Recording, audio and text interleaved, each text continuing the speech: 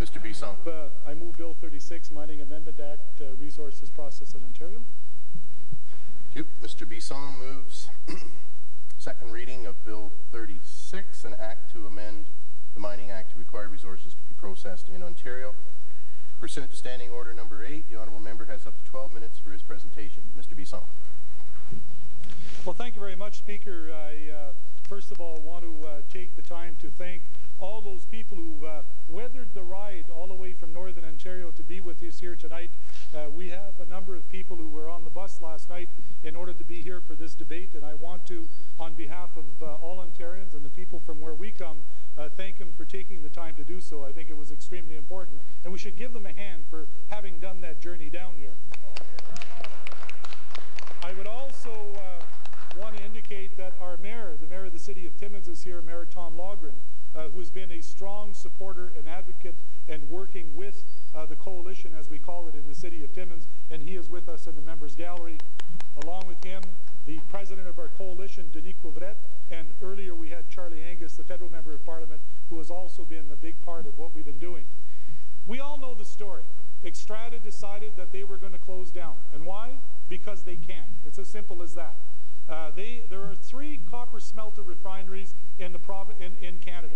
The one in Manitoba, which is shutting down this summer, the Xstrata refinery, copper zinc refinery smelter in Timmins, and that does copper and zinc, and then the one in Quebec. What's happened is that Falconbridge owns 2, and they decided to make more money with 1. So they announced last December that they would be shutting down the smelter, the smelter for both the copper and zinc and refinery in the city of Timmins. I want to put this in perspective. This is like the city of Toronto losing 35 to 40,000 jobs when you compare it in ratio to what it means to not only Timmins, but communities like Smooth Rock Falls, Iroquois Falls, Matheson, and others who commute into this facility every day to go to work. It is a facility that adds value to copper and zinc, which is very important when it comes to what we always tried to do, and that is to promote value-added products in the province of Ontario. We have asked our Premier, Premier Dalton McGuinty, to be our champion, the champion of the coalition. And we asked him, sit down with Xstrata, sit down with us in the coalition, and let's look at what the issues, why it is that you want to leave. You be that champion. You help us along in order to identify what the problem is so that we can fix it and keep those jobs here. Yes, the Premier did meet with us, and for that, the coalition and myself want to thank him. He actually had 2 meetings with us, one first with the coalition and the second one with Xstrata. But he stopped short of what we wanted, and that was to be that advocate, to be that champion. I just remind people, the auto sector has gone through something quite similar. It was not a long stretch of the imagination to understand why the government of Ontario moved in order to try to deal with some of the issues in the auto sector. We're asking for no different in Northern Ontario. The copper smelting, zinc, nickel refineries of this province are going to need help. And if you can't fix the problems at Xstrata, which I believe can be fixed, what does that mean to say for the rest of what goes on? So, let me talk now about the bill and simply what the bill does. Currently, Section 91 of the Mining Act says simply this: if you're a mining company and you're extracting ore in the province of Ontario, that the ore that is processed, if shipped outside of Canada, must do so only by ministerial permission. Put that simply put, that if you have ore that you want to process outside Ontario, for example, like De Beers, that sends 90% of Ontario diamonds into Europe, they have to have the permission of the government, the Minister of Mines, to be able to do so. All I am proposing in this bill is to change the word Canada and put the word Ontario, so that any ore that is to be shipped outside of the province of Ontario would have to have the same ministerial permission. Now, I've listened to the government, in the question period today and earlier, and some of their comments that they've made both in the media and discussions I've had with them, and they say if we pass Bill 91, we're putting up trade protection. We're going to be basically making it impossible for ores that come from other places in the world to come to Ontario. Give me a break.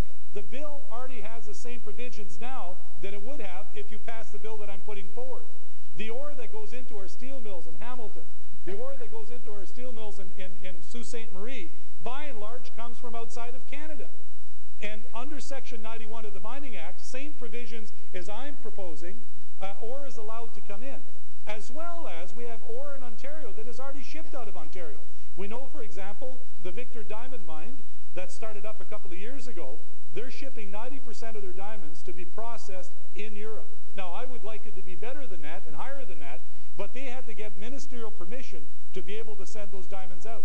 So for the government to argue that this bill will prevent the shipping and the transference of ores between Ontario and other jurisdictions don't understand the makeup of the mining industry and certainly don't understand what's in Section 91 of the bill now. All I'm asking for is a simple change. We replace the word Canada and we put the word Ontario. And we use exactly the same language as is currently in Bill 91, but we replace those two words only. So that is the important thing. Why is it that we want to do this? Is very simply this. Why would we not, as Ontarians, want to be able to add value to those ores that are extracted from Ontario or from the trees that come out of our forests? Why would we not, as Ontarians, say, these are natural resources that belong to all of Ontario, and that we should benefit from those natural resources in a positive way? Why should we allow the extratas of this world to say, you know what, we're going to come in and we're going to mine the ore out of the ground or pull the trees out of the forest, and we're going to take it and ship it outside of Ontario to be processed somewhere else? Is that ore belong to those companies? Do those trees belong to those companies? No, they are the property of the people of Ontario. And we should take the time to make sure that we are able to process them in Ontario in order to be able to add value to those products so that Ontario can benefit from the natural resources we have in our province. We are lucky in this province. We are blessed with much in the way of natural resources. And why should we not, in this province, want to make sure that we benefit from those natural resources that come from Ontario? Are we proposing something that is different or new? I heard the Premier today say, there's not a jurisdiction in Canada who does that. Have you talked to Danny Williams lately? Danny Williams, when the Voisey Bay's mine was being started up, the company said, we will mine the ore, we will put it into concentrate, and we're shipping it out of Labrador to be smelted and refined outside the borders of Labrador and Newfoundland. Danny Williams, what did he say? Absolutely not. He says those are the natural resources of the people of Newfoundland and Labrador, and the value-added jobs will happen here in this province, or you will not mine the ore. Where's our Danny Williams here in Ontario? Where's the Premier who's prepared to stand up and to say what Danny Williams has done, what Alberta does, what British Columbia does, what countries in South America do, and countries in Europe and Australia and others? That is, that we control our natural resources for the sense of being able to make sure that they benefit the people of those jurisdictions. Just recently in the paper, about 2 weeks ago, Alberta, there was a story out of the Alberta tar sands that China wanted to buy up some of the tar sands. And the reason they wanted to buy it, they wanted to get the feed oil to process in their own refineries. What did the government of Alberta say and do? They said, absolutely not.